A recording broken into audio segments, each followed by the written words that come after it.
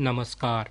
आकाशवाणी चंडीगढ़ से प्रादेशिक समाचारों के साथ मैं चंदन शर्मा। इजरायल से ऑपरेशन अजय के अंतर्गत 274 भारतीय नागरिकों को लेकर चौथी उड़ान आज नई दिल्ली के इंदिरा गांधी अंतर्राष्ट्रीय हवाई अड्डे पर पहुंची। इससे पहले 197 भारतीय नागरिकों को लेकर तीसरी उड़ान भी आज सुबह दिल्ली पहुंची थी। केंद्रीय मंत्रियों वीके सिंह और कौशल किशोर ने तीसरी और चौथी उड़ान से दिल्ली लौटे भारतीय नागरिकों को तिरंगा झंडा देकर उनका स्वागत किया। 18,000 भारतीयों को इजरायल से वापस लाने के लिए केंद्र सरकार ने ऑपरेशन अजय शुरू किया था। भारतीयों को वापस लाने का निर्णय इजरायल और हमास के बीच जारी संघर्ष के बाद लिया गया।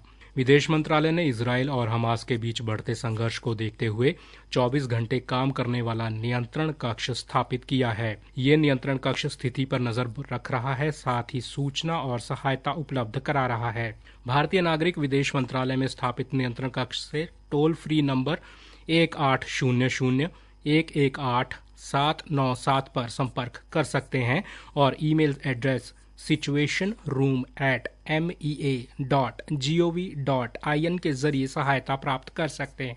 हरियाणा के मुख्यमंत्री मनोहर लाल ने कल अंबाला के पहले घरेलू एयरपोर्ट का भूमि पूजन कर शिलान्यास किया। इस अवसर पर बधाई व शुभकामनाएं देते हुए मुख्यमंत्री ने कहा कि अंबाला में हवाई अड्डा बनने से इस क्षेत्र में निवेश और उद्योग बढ़ेगा, जिससे रोजगार के अधिक अवसर प्राप्त होंगे।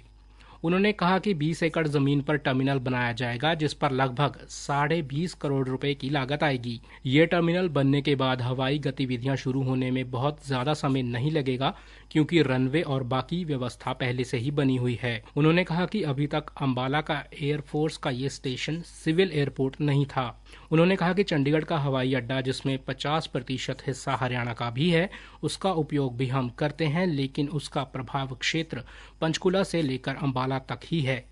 लेकिन चंडीगढ़ के लिए भी अंबाला का ये एयरपोर्ट सहयोग का काम करेगा। इसी प्रकार करनाल, भिवानी, नारनौल, सिरसा जैसे छोटे हवाई अड्डे हरियाणा में मौजूद हैं, जिनका नागरिकों को लाभ मिल रहा है। इस अवसर पर उप मुख्यमंत्री दुष्यंत चौटाला ने कहा कि चंडीगढ़ के बाद हिसार में महाराजा अग्रसेन इंटरनेशनल एयरपोर्ट के बाद अंबाला का ये घरेलू एयरपोर्ट तीसरा एयरपोर्ट है।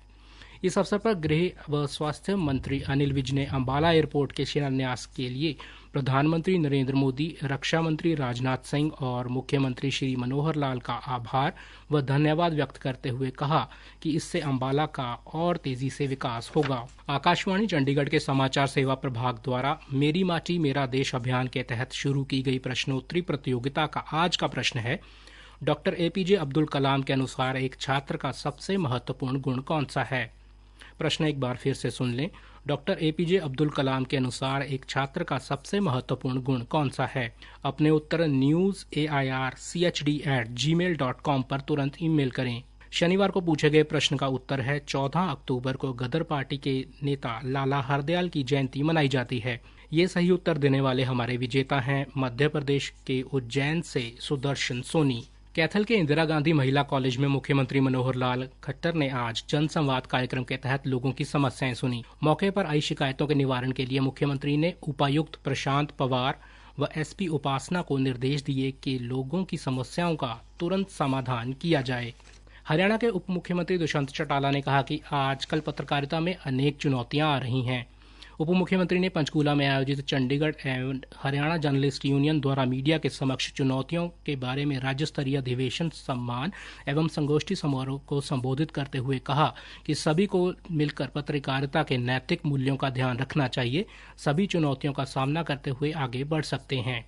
उप मुख्यमंत्री ने कहा कि बुद्धिमत्ता के युग में भविष्य बहुत ही चुनौतीपूर्ण है। उन्होंने कहा कि सूचना लोक संपर्क भाषा विभाग भी पत्रकारों की सुविधाओं के लिए जिला स्तर पर मीडिया सेंटर खोलने का कार्य कर रहा है। हरियाणा के कृषि एवं पशुपालन मंत्री जेपी दलाल ने भिवानी जिला के कस्बा तोशाम अनाज मंडी का दौरा किया और फसल खरीद कार्य का निरीक्षण भी किया। उन्होंने इस दौरान किसानों और व्यापारियों की समस्याएं सुनी और अधिकारियों को निर्देश दिए कि किसानों को अपनी फसल बेचने में अनाज मंडी में कोई दिक्कत नहीं आनी चाहिए। इसी के साथ समाचार बुलेटिन समाप्त हुआ।